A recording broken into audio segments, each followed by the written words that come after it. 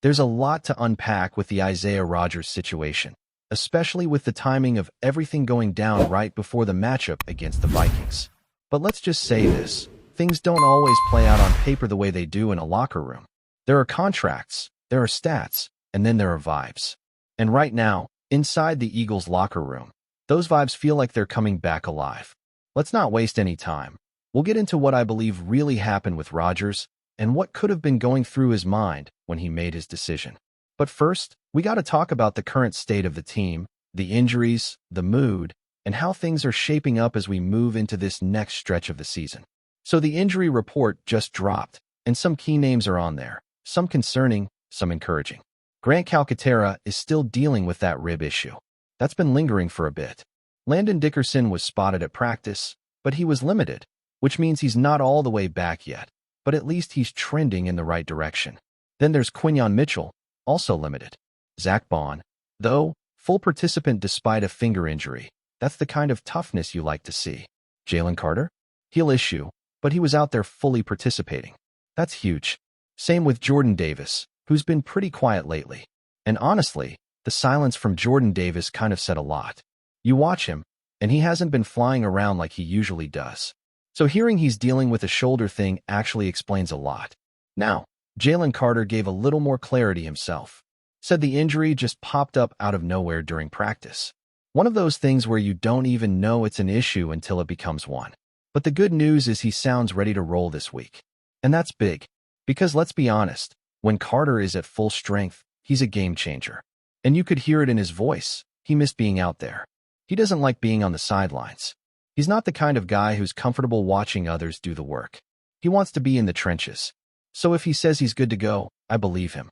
And just as important as the physical recovery is the mental reset. After the mini-bye, after that rough Thursday night game, the locker room needed to shake off some of the rust. And based on what players like Nakobe Dean are saying, it sounds like they've done just that. There was a line from him that stood out. He said no one was sitting around Monday talking about how bad they were last Thursday. That's the mindset you want. Watch the tape, learn from it, and then move forward. That's what they did. And now the focus is squarely on Minnesota. The phrase that keeps coming up lately is swagger. Are the Eagles getting their swagger back? According to a lot of the guys, yeah, they are. You can hear it in the way they talk. You can see it in their body language. There's confidence there again. And even if a few names are missing, including one guy who used to be the swagger of this defense, there's no moping around. Just business. The kind of energy you want to see from a team that knows it hasn't played its best ball yet, but believes it can. Which brings us back to Isaiah Rodgers. Now look, I've always been a fan of Rodgers. That's no secret. I thought he was a dog when he was here. Didn't matter how many snaps he got, he made the most of them. He looked like a starting caliber corner every time he stepped on the field. And honestly, I used to think he should have been starting over Darius Slay. Not because Slay isn't talented. The guys had a solid career, but Rodgers just brought that fire. And more importantly, he was dependable, durable. When Slay was out or banged up, Rodgers stepped up. No excuses, no hesitation. Just production. Now, if it weren't for that hand injury early last season, we might not have even seen so much of Quinyon Mitchell. That's how deep the room was. But when you've got three dogs at corner, it's a good problem to have. And back then, the conversation heading into the offseason was simple. If Slay is gone, we keep Rodgers. He's not going to break the bank, and he already knows the system. It just made sense. But then that report came out. The one saying how he actually did offer Rodgers a deal, or at least tried to match what the Vikings offered. And Rodgers said no. He chose Minnesota. And yeah, that raised a lot of eyebrows.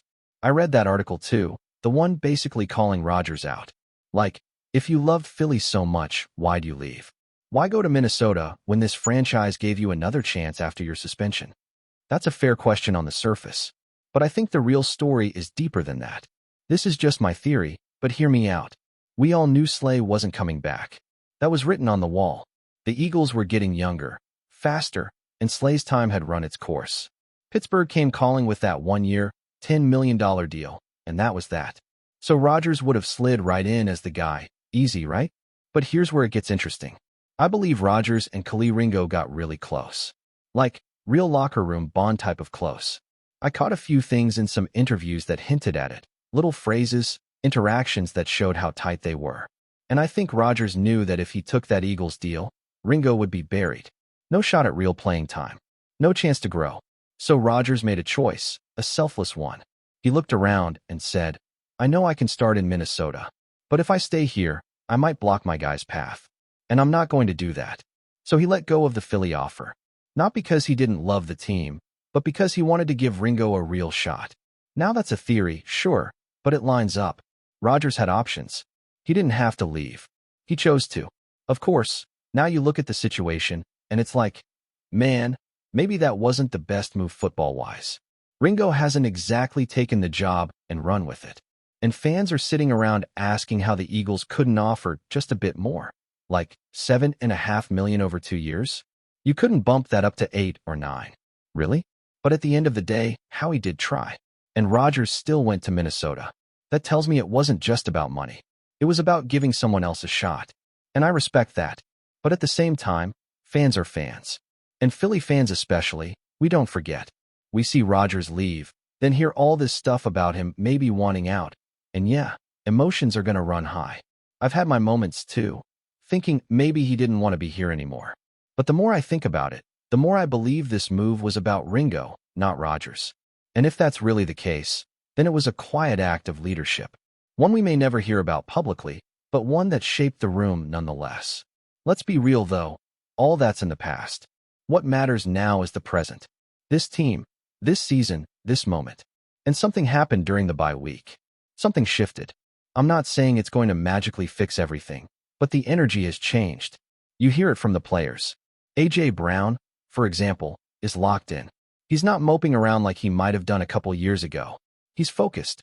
And whatever was said in that meeting with Nick Sirianni and the offensive staff, it worked. Something clicked. A.J. said it best. We're not letting a loss humble us. That's a bar. That's the mindset you need. Because this league doesn't give you time to sulk. You lose 2 straight. You either get up swinging or you spiral. And the Eagles?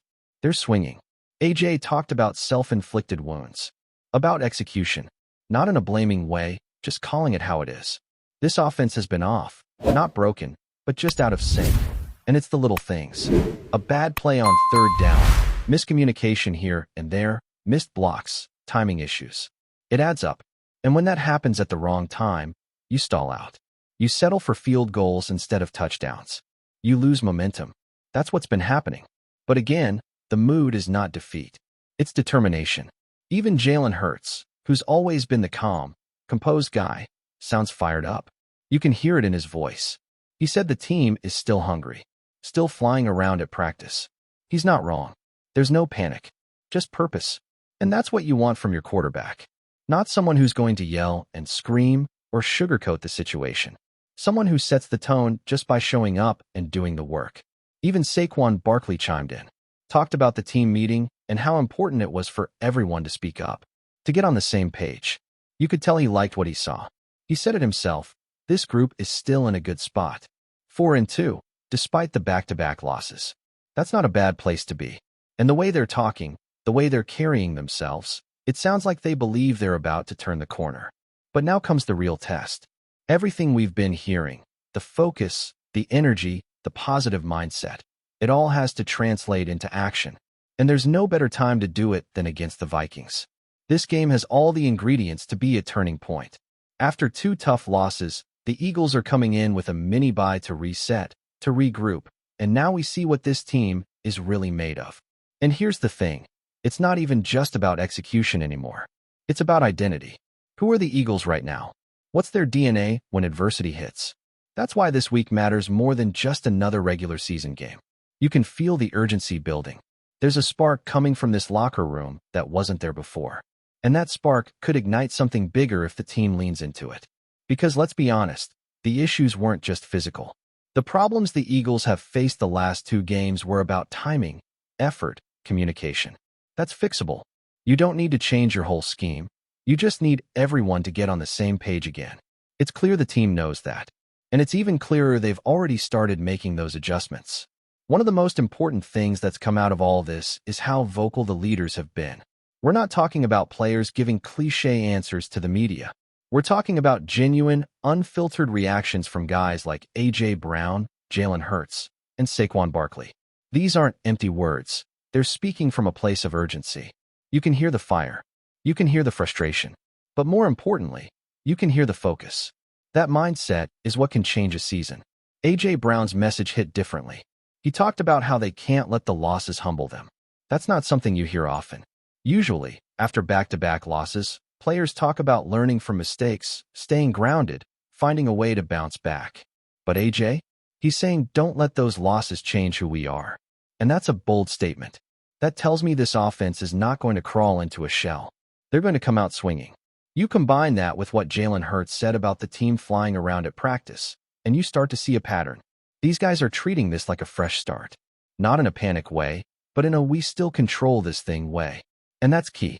Because in the NFL, momentum shifts quickly. One dominant performance can reset the tone for an entire season. And this matchup against Minnesota? It's built for that kind of reset. The Vikings' defense hasn't exactly been lights out. There's room to operate. Room for the offense to find its rhythm again. And that's where guys like Saquon Barkley become even more important. You can tell he's been integrating into this system more and more each week. And after that team meeting, you better believe they've cooked up ways to get him more involved. Whether it's in the run game, in space, or in short yardage situations, his presence needs to be felt. But it's not just about the offense. The defense has something to prove, too. For all the talk about swagger, that side of the ball has taken a hit lately. Some of that is due to injuries, sure, but it also comes down to consistency. That D-line, when healthy, is one of the most dangerous in football.